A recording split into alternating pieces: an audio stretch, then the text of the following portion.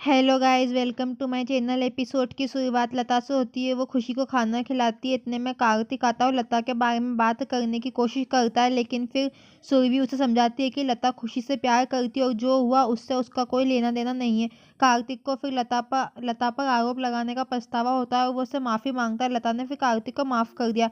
फिर कार्तिक जानने लगता है, लेकिन सुरभि उसे नाश्ते किए बिना जाने नहीं देती है और कहती है कि पूरी फैमिली साथ में बैठ के नाश्ता करेगी। एक बड़े खुशहाल फैमिली की काफ़ी सुंदर तस्वीर होगी, जिसमें ताई और प्यारे मुंह बनाकर बैठे रहते हैं। कार्तिक और सुरभि एक दूसरे को देखते हैं और खुशी उन लोगों को ध्यान से देखती है और फिर वो मस्ती करने का फैसला करती है। फिर वो कार्तिक के प्लेट में मिर्ची रख देती है और कार्तिक गलती से उसे खा लेता है। फिर उसे खा लेता है और उसे फिर मिर्ची लगने लगती है। सुरभि उसको पानी पिलाती है और फिर उसे किचन में ले जाती है। फिर सुरभि उसे शहद खाने के लिए कहती है। कार्तिक ने सुरभि से कहा, मेरा इतना ख्याल रखती हो फिर भी छुपाती हो क्यों? ये एक प्यारा दृश्य था जिसकी पृष्ठभूमि में एक अच्छा गाना बजता है, क्योंकि कार्तिक सुरभि को फिर उसके करीब खींचता है और वो दोनों एक दूसरे की आंखों में देखते हैं। और कार्तिक कहता है कि जब तुम मेरी ज़िंदगी से चली गई थी तो तुम्हारे बिना मेरी ज़िंदगी बेस्वाद हो गई थी। अब तुम्हारे आते ही तीखी और मीठी खुशियाँ आ गई है।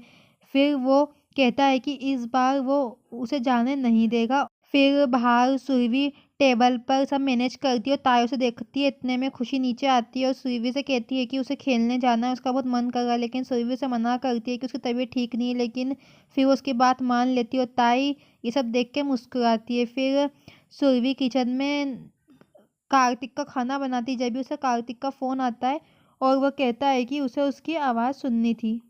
फिर कार्तिक और सुरभि फ़ोन पर बात करते हैं और इसके बाद वो फ़ोन रख देती है, कहती है कि उसे काम करना है। लेकिन फिर इतने में उसे जतिन की आवाज़ आती है और कार्तिक कहता है कि लो वो मोटू वापस आ गया। फिर वो फ़ोन रख देता है। फिर जतिन आता है और वो उसे कार्तिक के बारे में उसे चिढ़ाने लगता है और कहता है कि आज दोपहर का लंच किस वजह से बन रहा है। फिर खुशी आती है और कहती है कि मम्मी कार्तिक के लिए खाना बना रही है और सब डिशेस उनकी पसंद की है।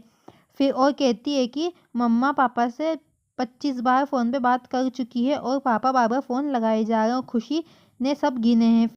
फिर जतिन उसे चिढ़ाता है और इतने में वापस से कार्तिक का फ़ोन आ जाता है और फिर वो फ़ोन खुशी उठा लेती है और कहती है कि पापा आप काम कर रहे हैं या कुछ मम्मा को काम करने दो, क्योंकि आप अब 26 बार आप फ़ोन लगा चुके हो। और फिर ऐसा उसके फटकार लगा के वो फ़ोन रख देती है।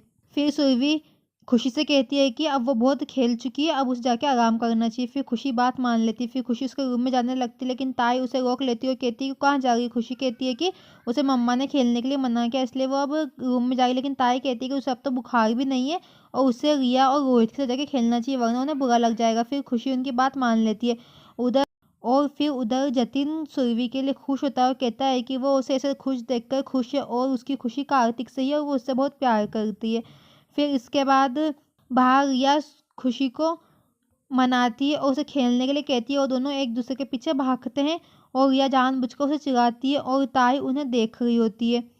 फिर इसके बाद किचन में जब सुरभि जतिन से बात कर रही होती है तब दूध उफन जाता है और सुरभि परेशान होती है, कहती है कि ये तो अब शगुन हो गया। फिर उधर खुशी रिया के पीछे भागती है और ताई उसे इशारा करती है कि वो उसे गड्ढे की तरफ ले जाए। फिर रिया उसे गड्ढे की तरफ ले जाती है और वहाँ जाके उसका पाँव उस पे रखा जाता है और खुशी गड्ढे के अंदर गिर जाती है। ताई खुश हो जाती है। फिर रोहित चौंक जाता है और भागते हुए सुरभि के पास जाता है और उसे चिल्लाते हुए फिर आवाज़ लगाता है। सुरभि आती है और पूछती है कि क्या वो बताता है कि खुशी गड्ढे में गिर गई। फिर जतिन सुरभि वो लोग भागते हैं और उसे देखने के लिए।